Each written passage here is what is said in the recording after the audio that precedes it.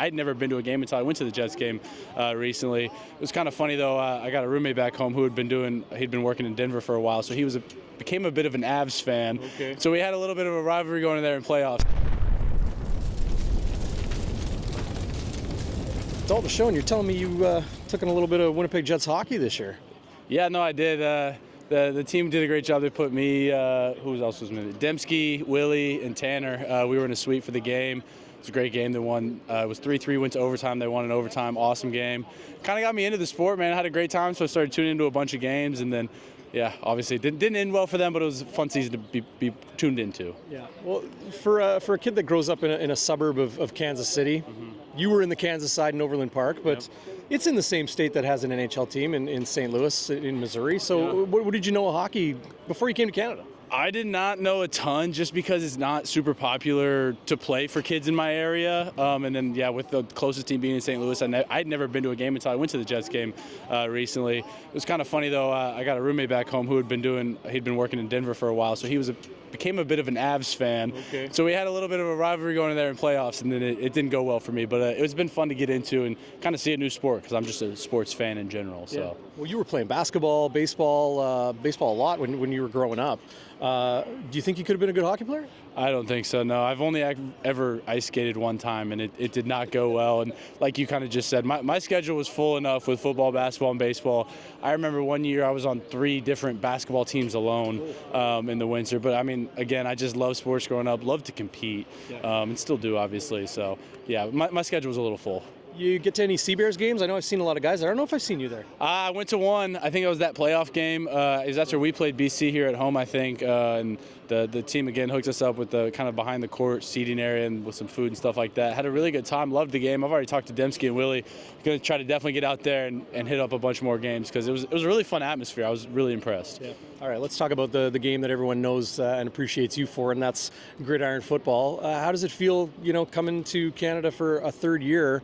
And I'll preface the question with how impressive it was the way you made this team as a fresh-faced rookie, if you can call it that. Time in NFL camps and the rest, but how quickly you picked up the game, and now you got that experience. Yeah, I mean, I think for the first part of it about picking the game up quickly, I think it just helps when you go to work with guys that we got here. Talking with Zach and those other starting receivers that were in the lineup, they never hesitated to tell me stuff even before I had to ask the questions and to bring me along with them. And we're kind of in a similar situation now where we're going to need some of these rookies to step up and be a part of it. And so I hope that they can kind of look at my story and try to follow it as best as possible. And then for me coming up here for year 3, it's definitely nice to just come to a spot where you're comfortable with the offense, with the team, everyone in the facility, with the city. I can already kind of figure out my living situation before coming up and not have to just worry about the outside of the field stuff. And then, it really lets you focus on football and what we're doing here in the facility. People often talk about the chemistry and familiarity of your teammates and that sort of thing. Defensive backs with guys moving around and being interchangeable, offensive linemen. But do receivers need that chemistry too? Like you have another year of Drew Wolodarski, Nick Dembski, Kenny Lawler, and some of the others. Yeah, no doubt. It helps a ton. I think that's also just what helped me adjust to the game so easily up here is the 4 guys I jumped into the starting lineup with had a ton of chemistry with each other already, with Dembski, Wally, and Sheed all being like returning guys with that group when I came in as a rookie. And so to just keep building that and, having that familiarity of like, all right, on this route, I know Dembski wants to do this or he's going to want me to influence his guy like that and stuff like that, just the communication aspect and then just getting as many reps as we can with Zach and just always working on your timing, your chemistry, your body language, just to make the pictures as clear as we can for him. Zach Collaros, who is he as a football player? Who is he as a guy in the room, whether it's breaking down film, chopping it up just in the lockers and on the field? I mean, I think it's pretty easy to see as a football player, he's the best player in this league, and that's why I love going to work with him every single day. But it's more what he's able to do in the classroom and the way he sees football. He's just an incredible football mind. Watching film with him, anyone who comes out here is going to learn a ton from him.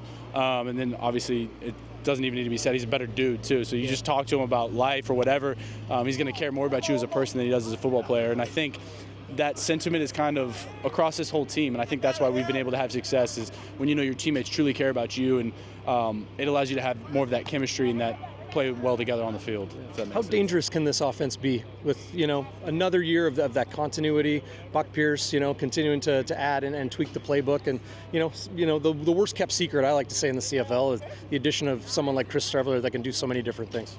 Yeah, I think we can obviously be really good. It's funny to me. It's kind of the feeling you always have coming into training camp is the sky's the limit, and we, more than maybe other teams, we have a ton of talent in this room. And that's great, but that can also be scary because it can allow you to get complacent. So that's kind of something we're definitely trying to avoid, because right now all we have is potential. We have a ton of talent. We have a ton of returning experience. We have OC and coaches who have done a great job the past couple years that I've been here. But we can't fall into that trap of we could be this. It's about how you're approaching each and every day, what you're going to do about it, and how you're attacking this training camp, and then once we get into the season, how you're attacking each week. Can that home opener come soon enough? I'm ready to get to some real football. I'm definitely. It's funny as the offseason kind of gets long and gets late in the offseason. You're like, all right, I'm tired of working out. I want to play football. And then as training camp starts to get into week 2 of that, you're just kind of like, I'd like to play some real football again too. And so, it's about though taking advantage of this time we have now to get better. But I'm definitely excited for June 6th. Looking forward to it, man. Thanks. Yep. Thank you. Appreciate you, man.